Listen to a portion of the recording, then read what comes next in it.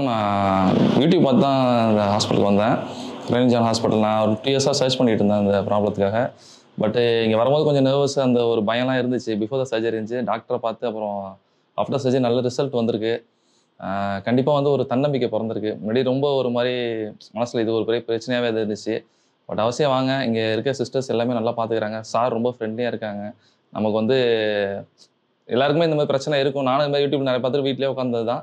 But வந்து இங்கே கிளம்பி வந்தால் தான் வந்து அதுக்கான சொல்யூஷன் கிடைக்கும். ப்ரைஸும் ரொம்ப ரீசனபிளாக தான் இருந்துச்சு. ஸோ அதனால் வந்து இது மிகப்பெரிய ஒரு சக்ஸஸ். நல்லா மனசுக்கு ஒரு சாட்டிஸ்ஃபேக்ஷனாக இருக்குது. Thank you sir.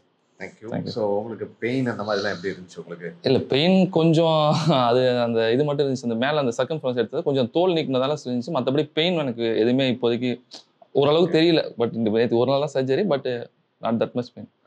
யூஸ்வலாக நேற்று நைட்டு தானே நல்லா பெயின் இருக்கும். பட் இனிமேலேருந்து உங்களுக்கு பெயின் எதுவும் பெருசாக ஓகே இருக்காது. சார். மற்ற மாதிரி உங்களுக்கு சர்ஜிக்கல் ரிசல்ட் இதெல்லாம் எப்படி இருந்துச்சு? சர்ஜிக்கல் ரிசல்ட் நல்லா இருந்துச்சு சார். சர்ஜரி பண்ணும்போது எனக்கு ரொம்ப ஒரு பயத்தோடயே இருந்தேன். நான் தனியாக வந்து ஒரு பயத்தோடயே இருந்தேன். சார் அந்த ப்ரேயர்லாம் பண்ணி கொஞ்சம் பண்ணும்போது எனக்கு ஒரு ஹோப் கிடைச்சது. எனக்கு உண்மையிலேயே வந்து ஒரு நல்ல இடத்துல வந்திருக்கும். நமக்கு ஃபைண்ட் அவுட் ஆகிடும். எனக்கு பிஃபோர் த சர்ஜரி எனக்கு அந்த ஹோப் வந்துருச்சு.